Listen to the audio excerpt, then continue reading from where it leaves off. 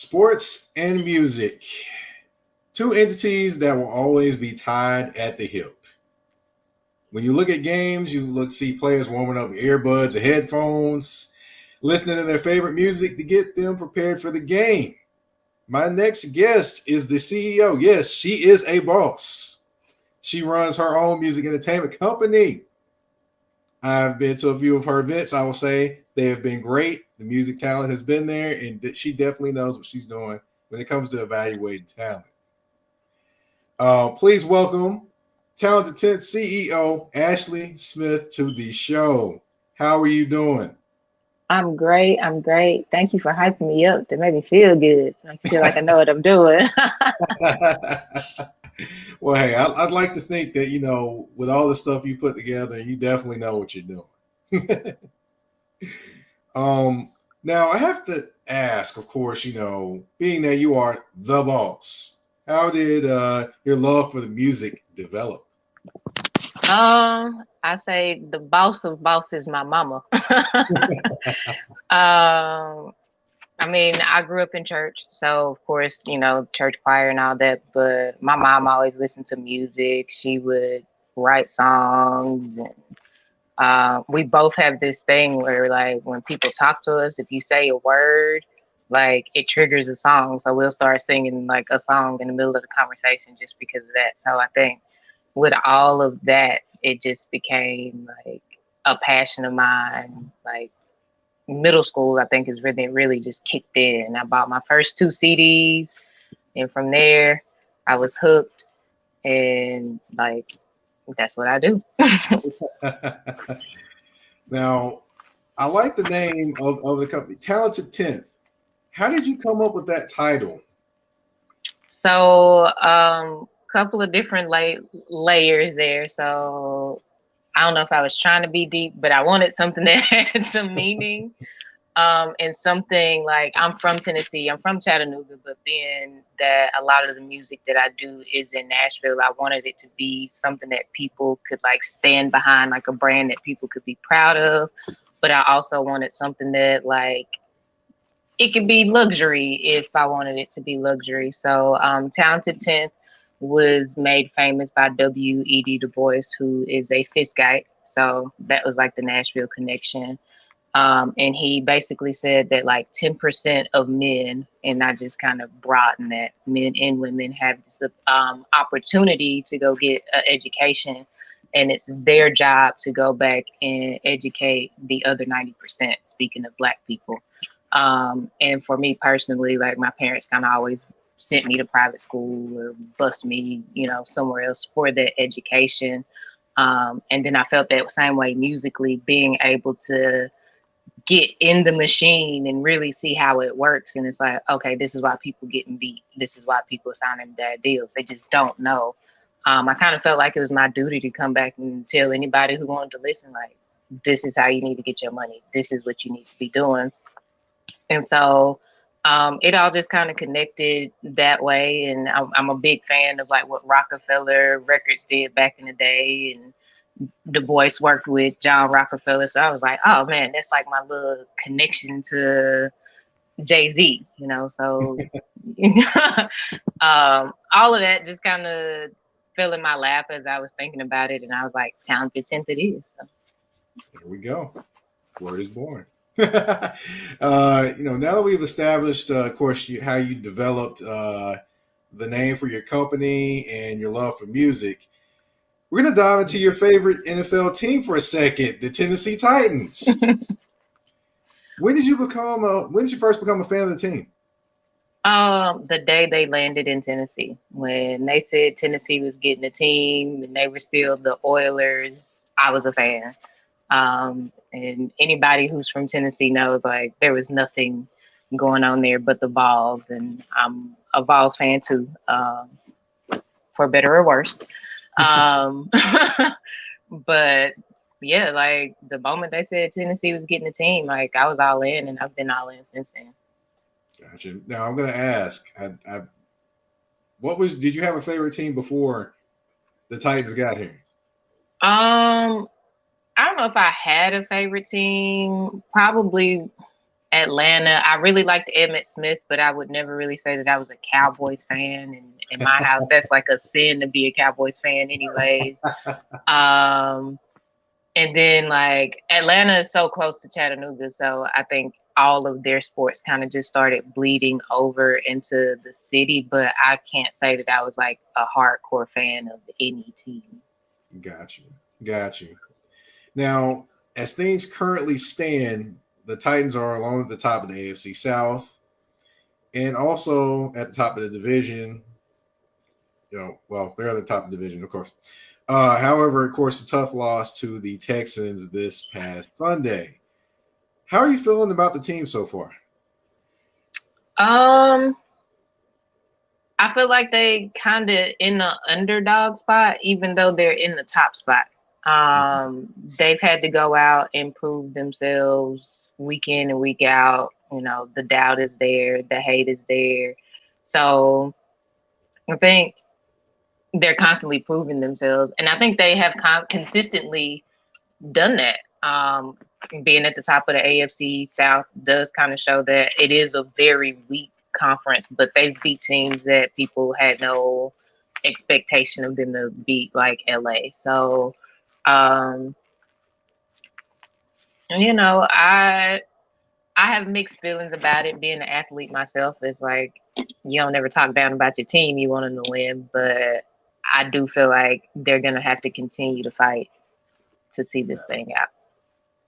Yeah, that definitely. And Sunday, I kind of feel Sunday put them back in the underdog role again because they were getting so much love and appreciation, and usually with the Titans, when it comes to love and appreciation, a loss comes with that somewhere down the line. Usually, Yeah.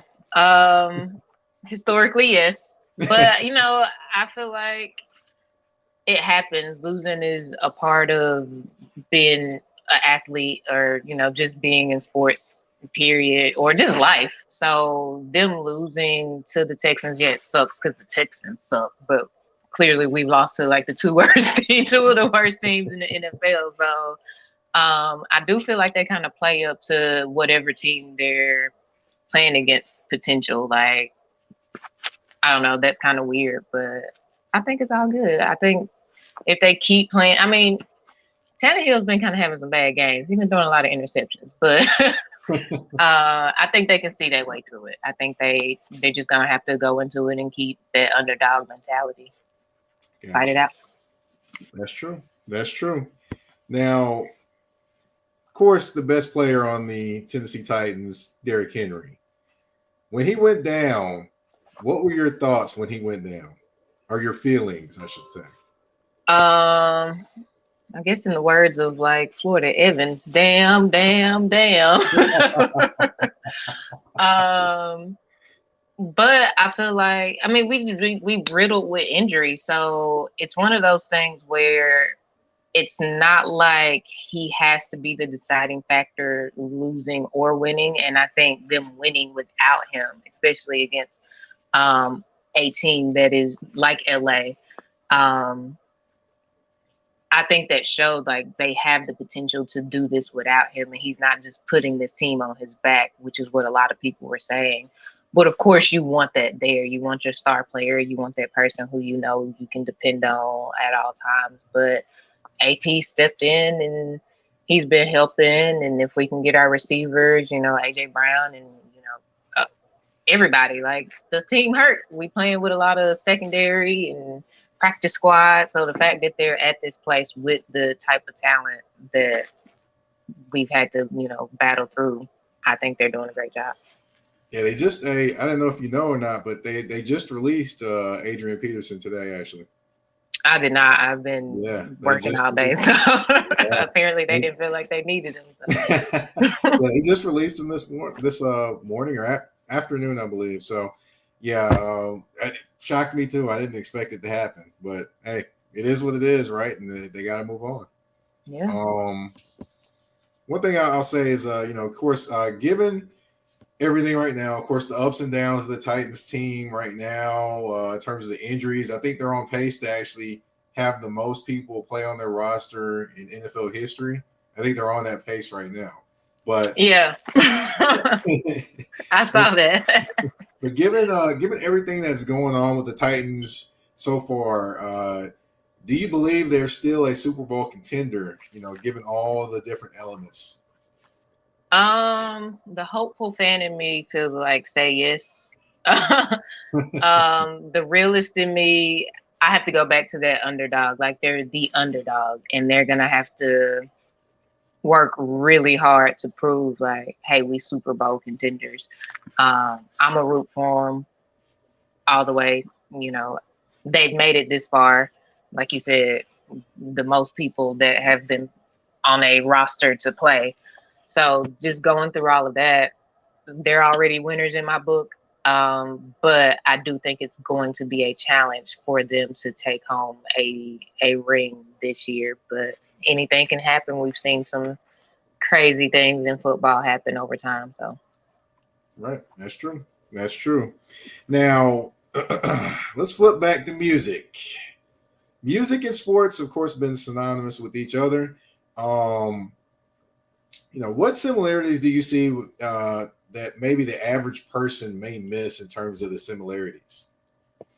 when you start to look at music on a professional level, it's basically a sport. It's competitive. So labels and the major labels and everything, their goal is to win. They want to see their songs, their artists on the Billboard charts and not like in the 200 spot. They want to see you in that top 10 spot, preferably top 5. So, you know, artists can be a little sensitive about things, but when you step into that machine, if you're not doing it for a hobby and you're saying like I want to make millions of dollars and things like that, it becomes a business. And that business is a business about winning. So, you want to put out the best. It's a training. So like development, which is a lost art in music, artist development, but it's no different from an athlete having to go to training camp and developing and working to get better at their craft. So you have somebody like Michael Jackson who would just dance for hours and hours and hours in a day because he wanted to be the best. He wanted to be that great. So he had that Michael Jordan mentality. So I'll say that like most people don't know, like it is competitive. A lot of artists may, not think of it in those terms, and those are usually the ones that do okay. But the people that we know that have like long careers and longevity, they're in it competitively. They're in it to win. They want to put out good music that people are going to talk about. So I say that like that's the biggest thing. They're both very competitive fields to be in. Gotcha. Okay. Now, there's music always in the stadiums, of course. Playing throughout the game, throughout breaks of the game, before the game, after the game, whatever. All music. Um, Now, do you think whatever music is played has a psychological effect on players while they're out in the field or getting ready to come out in the field? It definitely has a psychological effect. I was actually a psychology major in college, and I did a study on like how music affects people, and different songs affect different people different ways. So that's a lot of times why you see people with headphones in because what hypes me up may not hype you up. So for me, like I can go to the gym and listen to R&B and be running and doing everything else. Like I don't necessarily have to have like a crunk type song where another person is gonna need some Lil Jon to get in that vibe. But then that music extends to the people in the stadium. So like if you're playing a hype song and your fans are hype, that energy is gonna transfer over to the players and your players are gonna be hyped. So, it's all working together. It's a production. And any production is gonna have great music to kind of help facilitate what's going on and make sure people are enjoying themselves. So it's definitely a psychological thing. Um, like I said, different people are gonna react to different songs differently, but yeah. Gotcha. Okay. Now, ultimately, do you think players should have more control of the music that's played at certain times, while they're out there? Um, Probably. I feel like they should have a say in, what gets them hyped. I love the Titans, but they play a lot of country music, and that don't really get me hyped. And it probably doesn't. And I like country music, but it's not what Like I said, I was an athlete. I played softball. I never listened to country music before a game, so I think players should have some say. You can't necessarily play everything in the stadium, and there's a whole bunch of legal and copyright things that go behind all of that. So I don't know how that works with the NFL, but it would make sense that a player like if Derrick Henry wanted to hear Lil Jon in the stadium, play Lil Jon in the stadium, it's probably going to help his game a lot more if that's his guy. So right. Okay, so for the last question, we're gonna play a game. okay. I'm going to give you a player on the Titans, and you give me a song that you would link with them off the top of your head. Okay. All right, I've got 5 players. Are you ready? I'm ready. All right. First player, Kevin Byard. Black Wizzle, Country Boy Life.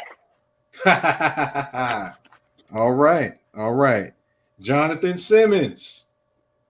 Black Wizzle, Country Boy Life. I'm sensing a theme here. Ryan Tannehill. Black Wizzle, Country Boy Life. All right. AJ Brown. Black Wizzle, Country Boy Life. And for the final person, we've got Tackle Taylor Lewan. What song will it be? Black Wizzle, Country Boy Life. For those that don't know, of course, we're talking about a talented 10th entertainment artist. That would be Black Wizzle, Country Boy Life. And can you tell us a little bit about that song? It's a song. When I first met him, I was just like, dude, you got to make an anthem for the city. And I was like, it probably needs to dabble a little bit on the countryside because that's what Nashville's known for. I think he kind of resisted it a little bit, but then he thought about it and he kind of did it as a joke. And we, beefed it up with production, and now it's an anthem for Nashville. So that's the feedback we've been getting. That was the goal, but a lot of feedback that we have been getting is like, okay, I feel like Nashville has an anthem. So one goal would literally be to, have the Titans kind of embrace that song as a Nashville song. Like, hey, we have an anthem. We have something that our players can stand behind. We have something that our fans can stand behind. And it's talking about the city, which, I lived in Nashville 10 years and I never really heard that type of anthem, especially from a Black artist in the city. So right. Yeah, definitely you don't hear that from a Black artist in Nashville. Of course, I want to thank you for coming on the show. You want to tell everybody what you have going on with Talented 10th Entertainment and just you in general and how people can reach out to you? You can follow me on Instagram at HillaryBanks03. So that's Hillary Banks with 2 L's. The actual Talented 10th page is at Talented 10th ENT, and it's the number 10th. So don't spell it out. Same on Instagram, not on Instagram, on Facebook, Talented 10th ENT. You can find Country Boy Life streaming everywhere. That's BLVCK. Kids these days spell things really weird. And WIZZLE, Country Boy Life. Like I said, that's everywhere, and we're dropping music. Like as fast as we can drop it, we're dropping it. I don't like to give a whole lot of information out. I just like for people to be surprised and get it. So just keep your eyes open if you follow us, because there's more coming. There's more artists coming. And who knows? It's a whirlwind right now. So we're working. I definitely can attest that Ashley definitely is a hard worker. She definitely puts together a lot of great people together, and she's going to give it to you honest and straight. She's not going to tell it to you to make you feel good. So any artists out there that may be listening, Yes, definitely. Ashley is the person you want to work with because she's going to give it to you straight. She's going to actually help you get to where you want to go. Um, Now, of course, we're going to end the show. This is the last interview for this show. After this interview goes off, if you're listening on the podcast, we will have Country Boy Life playing us out the show. So stay tuned. Don't turn off the actual show. Listen, give me a critique. Talk to Ashley. Tell her play it more. Tell her bring it to your city. Whatever you want to do. Listen after this interview for Country Boy Life, Black Whistle. Yes. Tell the Titans they need that song in the stadium. It's gonna change the course of how the stadium reacts because it's a song about Tennessee, about Nashville for people who understand it. So stream it. Tell everybody, call your radio stations if they still taking phone calls to request lines. I don't know, but tell everybody to listen to it. Give us feedback. I take all type of feedback. If you hate it, let me know. If you love it, let me know. I'm going to reach out to somebody I know, actually. I just thought about. So I'll tell you about that off air. But Okay. but thank you, everybody, for tuning in. You've been listening and watching to Touring the AFC South. We're out. Bye.